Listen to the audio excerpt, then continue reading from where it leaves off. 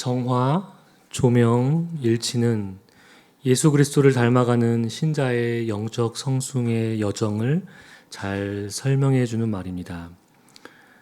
우리 마음이 투명할 만큼 깨끗하지 않으면 성령의 빛은 우리에게 도달하고 안착하기가 쉽지 않을 것입니다.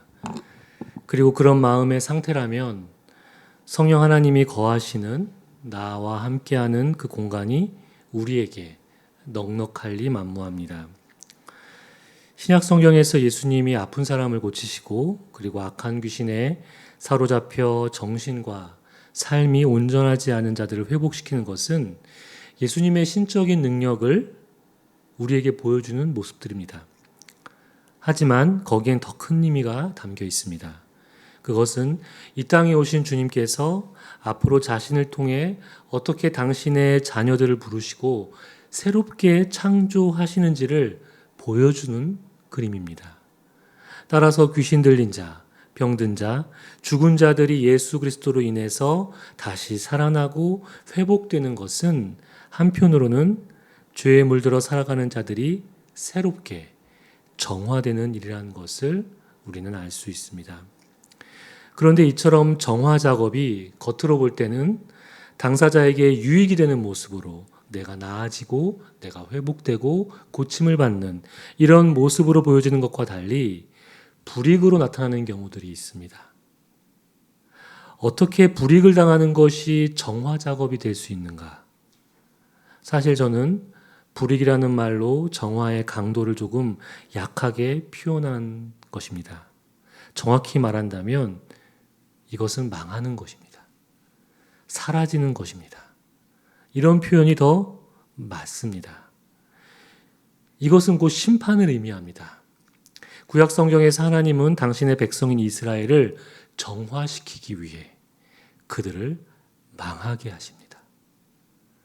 표면적으로 그것은 이스라엘에게 불이익으로 보이는 것 같지만 긴 안목으로 볼 때 심판은 하나님의 자녀들이 정화됨으로 성령의 조명을 받아 예수 그리스도와 일치된 삶을 살게 하는 길을 열어준 것입니다. 그래서 우리는 심판은 생명의 길과 연결되어 있는 정화의 한 방법이라는 사실을 알게 됩니다. 하나님의 나라이자 백성인 이스라엘, 오늘 본문에서 남유다.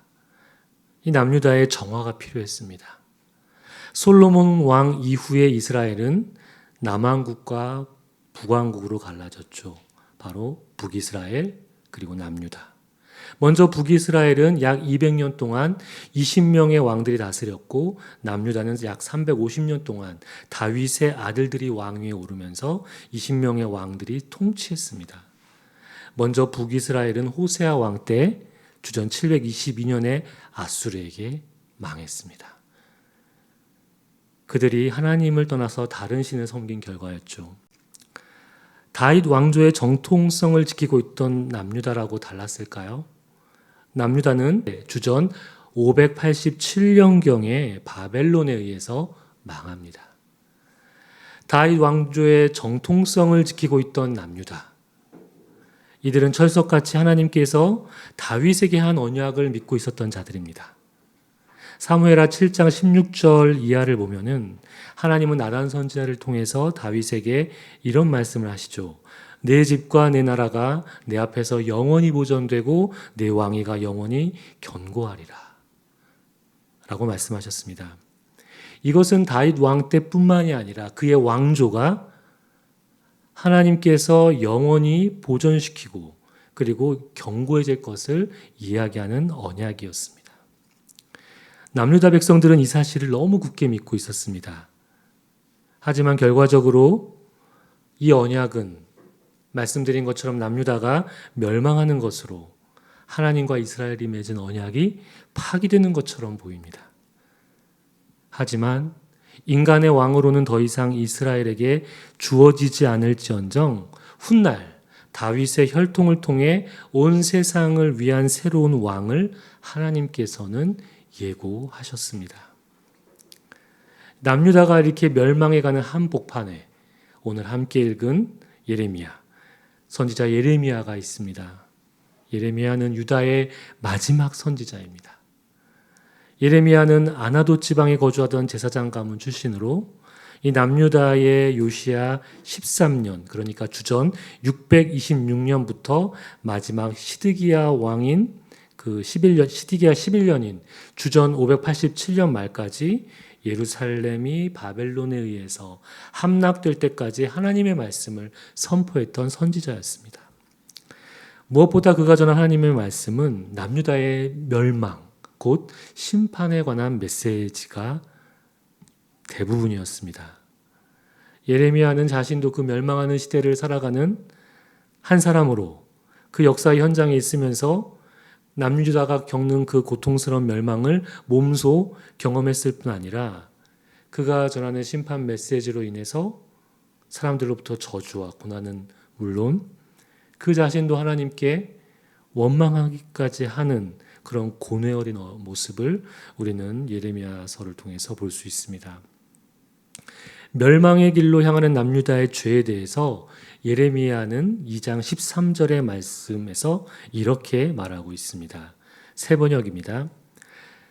참으로 나의 백성이 두 가지 악을 저질렀다. 하나는 생수의 근원인 나를 버린 것이고 또 하나는 전혀 물이 고이지 않는 물이 새는 웅덩이를 파서 그것을 샘으로 삼은 것이다.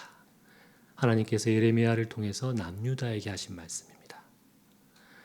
남유다는 생수의 근원이신 하나님을 버리고 자신들이 전혀 물이 고이지 않는 물이 나올 수 없는 그 샘을 만들어 놓고 그것을 샘으로 삼고 있다라고 합니다. 하나님의 비유는 참으로 놀랍습니다. 너무 이해가 되죠. 남유다의 죄들이, 그들의 헛된 일들이 물도 안 나는 구덩이만 파고 있는 모습이다 라고 이야기하고 있습니다. 남유다는 이처럼 하나님을 떠나서 바알과 우상을 섬겼습니다. 하나님과 이스라엘은 언약을 맺는 부부 사이로 유비되는 그런 관계에 비추어서 남유다의 이런 행위를 가리켜서 예레미야는 2장 20절에 또 이렇게 이야기합니다. 높은 언덕마다 찾아다니며 음행을 하고 또 푸른 나무 밑에서 너의 몸을 굽혀 음행을 한다라고 말하고 있습니다. 하나님과의 관계가 이러한데 남유다의 그 사회 정의는 과연 어땠을까요?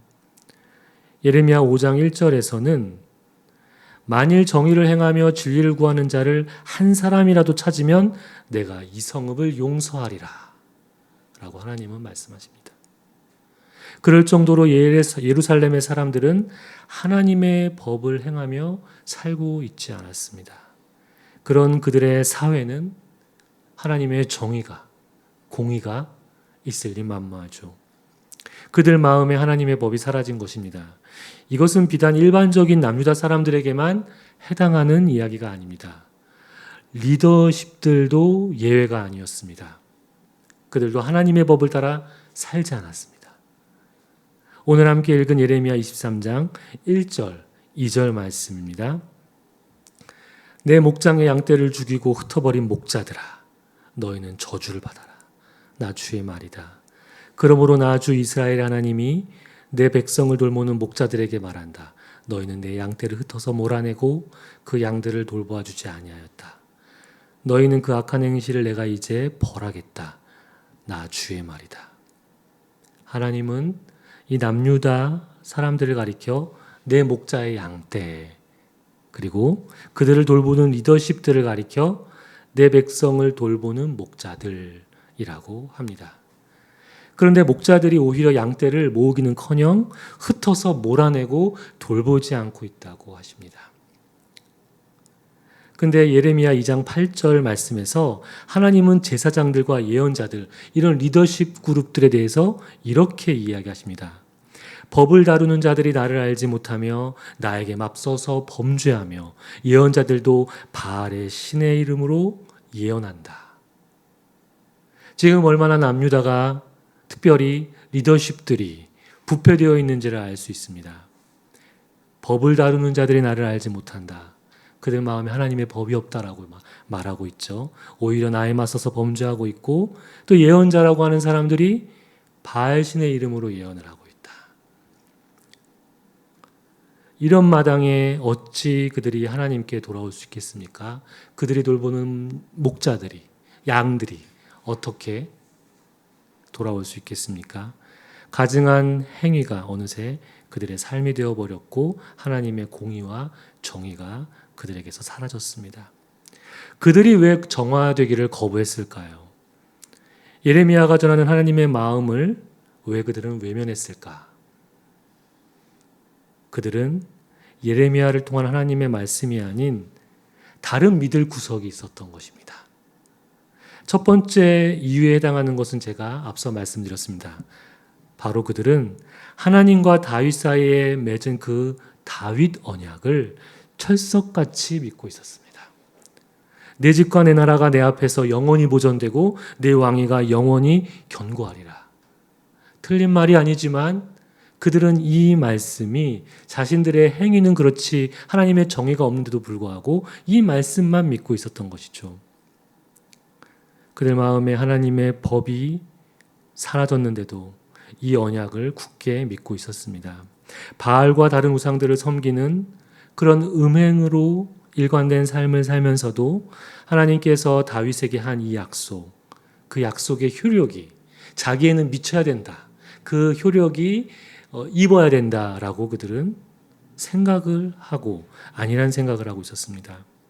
절대 자신들은 망하지 않을 것이란 이와 같은 그릇된 믿음은 그들 자신을 결코 하나님의 정화 작업에 내어주지 않았던 것입니다. 예레미야를 통해서 돌이키라는 그 말씀을 그들은 받지 않았습니다. 그들이 믿고 있던 두 번째 구석, 두 번째 이유는 과연 무엇일까요? 바로 예루살렘 성전이었습니다. 말씀드린 것처럼 남유다는 다윗의 정통을 유지하고 있었던 북이스라엘의 수도는 사마리아였고 남유다의 수도는 예루살렘이었습니다. 거기에선 예루살렘 성전이 있었죠. 이 성전은 하나님의 이름을 두는 곳이고 하나님이 임재하는 곳입니다. 남유다 사람들은 이 성전이 자기들에게 있기 때문에 자신들의 구원이 보장받을 수 있다라고 생각을 했습니다. 하나님의 말씀을 지키려는 마음과 삶이 없는데 그들 곁에 예루살렘 성전이 있다고 한들 과연 그 성전 자체가 그들의 구원을 보장해 줄까요? 예레미야 7장 4절 말씀 세번역입니다. 이것이 주님의 성전이다. 주님의 성전이다.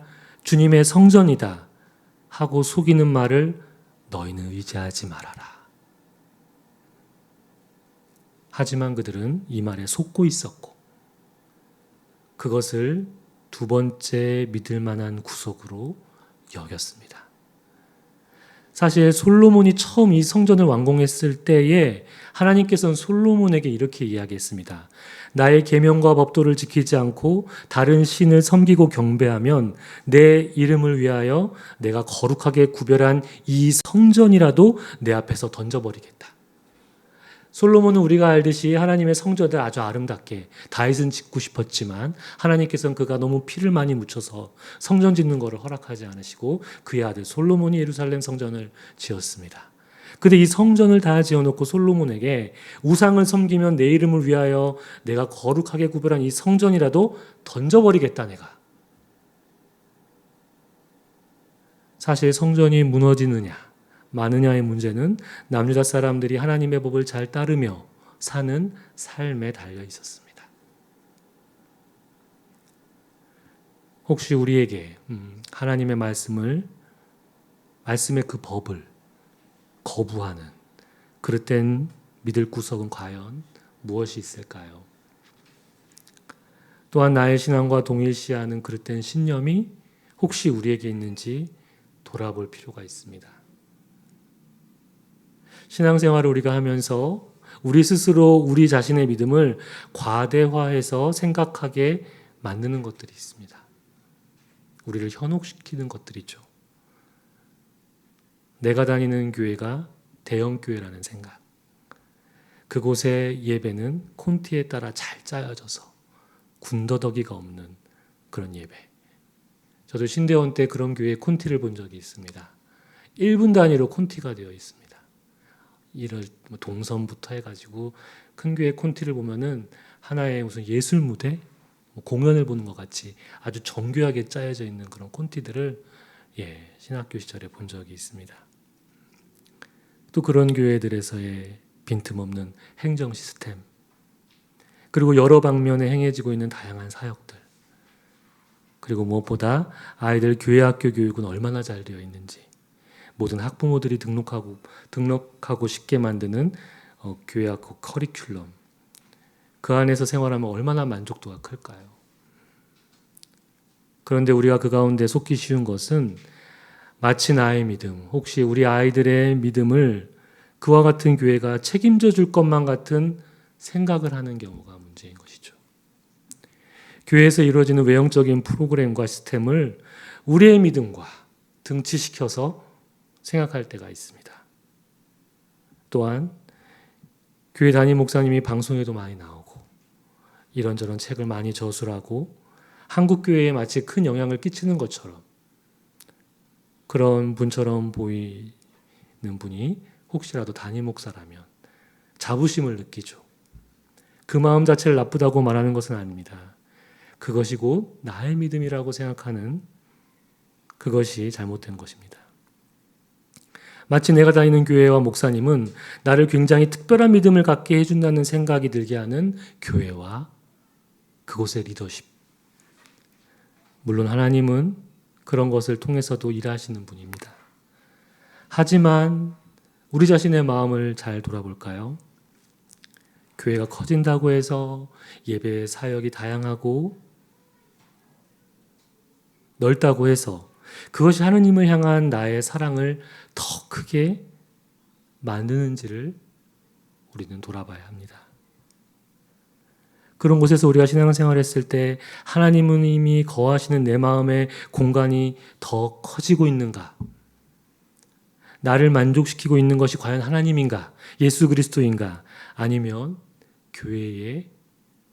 교회가 제공하는 편안함과 세련됨인가?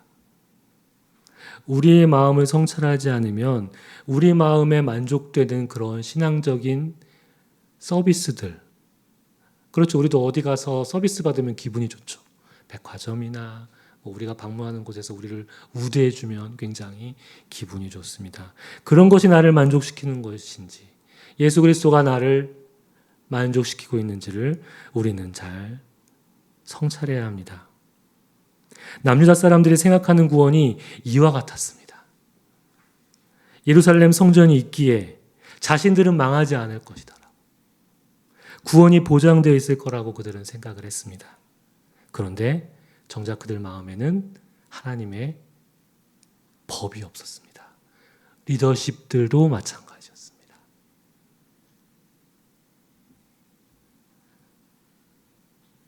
또한 이런 것들이 나의 믿음이라고 생각하게 하는 것들이 또 뭐가 있을까요? 어떤 제자 교육과 훈련을 받았고 매일 새벽 기도와 금요 철야, 매일 큐티 빼먹지 않고 있다는 생각의 함정. 지금 말씀드리는 것들을 열심히 하는 거 너무 좋고 그렇게 하는 것도 힘듭니다, 사실.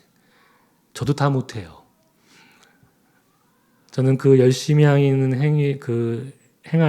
그 마음을 폄하하는 것이 아닙니다.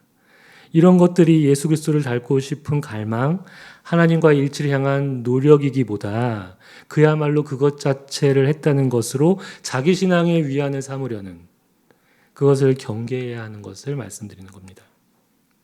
그 많은 훈련과 예배와 기도, 얼마나 많은 시간 주님과 함께 했던 일들입니까? 우리가 열심을 다해 하나님께 나아가고 찾고 구했던 시간이 그렇게 많다면 그 이외의 시간에도 그분과 함께 했던 시간의 흔적들이 배어나와야 하지 않겠습니까? 남유다 사람들이 다윗 언약을 믿어 의심치 않은 것은 전혀 잘못된 일이 아닙니다. 그것이 맹목적이었다는 것이 문제였습니다. 그들의 마음과 삶에 하나님의 법이 없는데도 그들은 다윗 언약, 하나님의 그 말씀, 마치 부적처럼 그것을 그냥 자기식대로만 갖고 있었던 것이죠. 사실 이와 같은 모습은 과거 저의 모습입니다. 그리고 여전히 지금도 혹시 내가 믿고 있는 그릇된 구석은 무엇인가? 저도 대형교회를 다니면서 그 교회 목사님과 그 교회에서 하는 것이 나의 신앙으로 착각했던 적이 있었고, 그리고 말씀을 내 식대로만 이루어지기를 바라는 다른 삶의 영역에서는 전혀 말씀이 효과를 못 미치는데도 그런 것들만 붙들고 있었던 저의 지난 날들이 있었습니다. 여전히 지금도 혹시 내가 믿고 있는 그릇된 구석은 무엇인지 분별하면서 성찰하면서 우리는 살아가야 합니다. 이 남유다의 배교는 물론 그들의 리더십들이 목자로서의 역할을 잘 감당하지 못하고 있다고 하나님께서는 말씀하시는데, 하나님은 그들에게 친히 자신의 양떼 가운데서 남은 양들을 모아서 다시 그들이 살던 목장으로 데려오겠다고 하십니다. 그런데 그 양들을 데려올 다른 목자의 이름을 거론하십니다. 예레미야 23장 5절과 6절 말씀 세 번역입니다. 내가 다윗에게서 의로운 가지가 하나 돋아내게 할 그날이 오고 있다. 나 주의 말이다. 그는 왕이 되어 슬기롭게 통치하면서 세상의 공평과 정의를 실현할 것이다. 그때가 오면 유다가 구원을 받을 것이며 이스라엘이 안전한 거처가 될 것이다. 사람들이 그 이름을 주님은 우리의 구원이시다 라고 부를 것이다. 바벨론에 의해서 남유다가 무너지고 있는데 그들의 입장에서는 패망이지만 하나님이 볼 때 그것은 정화입니다. 자기 백성을 다시 깨끗하게 하시며 하나님의 법 가운데 살아갈 새 길을 열어주시는 것이죠. 그들은 하나님의 말씀을 지키지도 않으면서 다윗 언약만을 굳게 믿고 있는 그런 모순된 믿음을 가졌다고 말씀드렸습니다. 하지만 하나님은 겉으로 볼 때는 다윗 언약을 파기하시는 것처럼 보이지만 실제로 남유다라는 왕국을 이 시드기야 왕을 끝으로 사라지게 하시죠. 하지만 다윗 언약의 당사자이면서 그 약속을 성취하시는 분이 하나님이시라면 그런 하나님께서 과연 이 다윗과 한 언약을 무위로 만드는 분은 아니신가 라고 우리는 생각할 수 있습니다.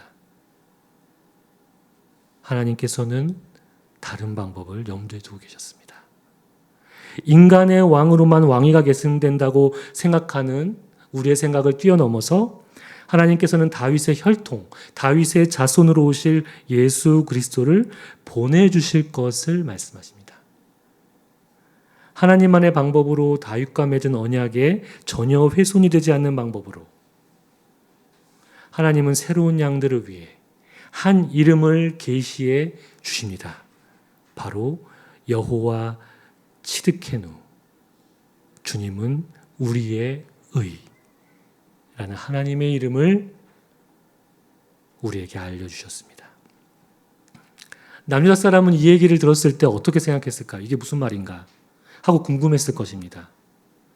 저는 예레미야를 통해서 하나님께서 당신의 마음을 그렇게 전달하시는데도 그 마음을 전혀 알아듣지 못하는 그들을 하나님께서는 염두에 두시기보다 3절 말씀에서 남아있는 자신의 양들을 모으시고 그들이 번성하여 수가 많아질 것이다라는 것을 하나님께서는 더 염두에 두신 것 같습니다. 참다운 목자를 우리에게 주시는 그런 하나님을 우리는 볼 수 있습니다. 하나님은 참 목자이신 예수 그리스도를 통해서 당신의 양들이 다시 번성하고 모여질 것을 바라보면서 이 말씀을 하십니다. 심판을 하고 계시지만은 이 심판은 다시 새롭게 조성될 이스라엘 예수 그리스도를 통해서 하나님의 백성들이 조성될 것을 바라보시면서 지금 한 목자 그 이름을 우리에게 알려주시죠. 예수 그리스도와 하나님의 이름을 지금 이 하나의 이름 안에 묶으시는 것을 우리는 보게 됩니다. 왜 하나님은 참목자이신 예수 그리스도가 우리의 의가 될 것이라고 말씀하시는 걸까요? 하나님의 법이 사라진 남유다 사람들 그리고 그들의 삶에는 하나님의 정의와 공의가 없었습니다. 하지만 예수 그리스도를 통해서 다시 하나님의 목장 안으로 들어올 하나님의 양들은 다릅니다. 그들이 다시 하나님의 목장으로 들어올 수 있는 것은 참목자이신 예수 그리스도로 인함이죠. 그들의 마음과 삶에 하나님의 공의와 정의가 다시 흐를 수 있는 것은 바로 예수 그리스도로 인해서 그것이 가능해질 거라고 말씀하고 계십니다. 하나님은 이 예수님으로 인해 우리를 의롭다고 여겨주시고 당신의 자녀로 백성으로 우리를 맞이해 주시겠다라고 말씀하십니다. 그런 우리의 마음에는 남유다 그 멸망한 그들과는 다르게 우리 마음에는 하나님의 공의와 정의가 다시 흐를 수 있게 되었다. 그렇다면 하나님의 그 공의와 정의가 우리 삶에 흐른다는 것은 어떤 의미일까요? 김세윤 박사님이 쓰신 굉장히 스테디셀러인 구원이란 무엇인가라는 책에서 의인이라고 칭함을 받은 자들의 의로운 삶을 그분이 언급하시는 그런 문장이 있어서 제가 잠시 읽어드리겠습니다. 예다담적 마음은 근본적으로 자기를 주장하며 자기 힘으로 자신의 안녕과 행복을 얻고자 하는 마음이며 새 아담적 새 마음은 근본적으로 하나님을 의식하는 마음, 하나님께 의지하고 순종하고자 하는 마음입니다. 우리는 이 새 마음을 가졌을 때에만 혼돈의 세상에서 하나님의 선하시고 기뻐하시고 온전하신 뜻을 분별하고 그 뜻을 집행하는 주 예수 그리스도의 통치에 순종하게 되며 그리하여 그 뜻을 이루어 드릴 수 있기 때문입니다. 사랑하는 성도 여러분, 하나님의 이름 여호와 츠드케누, 주님은 우리의 의. 바로 이 주님은 우리의 의, 그것이 우리 마음에 새겨지는 것이 지금 읽어드린 이런 삶으로 우리가 살아가는 것을 말하고 있는 것입니다. 예수 그리스도로 의롭다함을 받은 우리 삶에 저와 여러분의 삶에 이런 일들이 과연 일어나고 있는지요? 하나님을 의식하는 마음은 과연 무엇일까요? 그것은 그분의 현존 가운데 살아가는 거라고 저는 생각합니다. 김세윤 박사님은 그것을 하나님을 의식하는 마음이라고 했지만 영성적으로 그것은 하나님 현존 가운데 살아가는 것입니다. 그분을 의지하고 순종하고자 하는 마음 어떤 의미일까요? 그분을 닮아가고 그분과 일치, 하나가 되고자 하는 마음이 아니고 무엇이겠습니까? 주님은 우리의 의이시다. 이 이름을 하나님은 예수 그리스도를 통해서 우리에게 주셨습니다. 그 이유는 남유다의 실패를 거울 삼아서 우리가 다시는 그렇게 살지 않고 우리 마음에 하나님의 공의와 정의가 살아나기를 바라시는 그런 하나님 마음이 거기에 담겨 있는 것입니다. 우리가 이와 같이 주님은 우리의 의다, 그 이름을 마음에 품고 살아갈 때 우리가 속해 있는 가정과 교회, 공동체에게까지 그런 주님의 의가 펼쳐질 것입니다. 로마서 3장 22절 말씀입니다. 하나님의 의는 예수 그리스도를 믿는 믿음을 통하여 오는 것인데 모든 믿는 사람에게 미칩니다.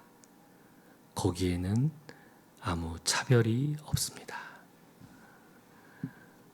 나의 영적 가슴과 가정, 교회와 공동체에 다가온 하나님 마음에 머물러 침묵으로 주님과 대화를 나누겠습니다.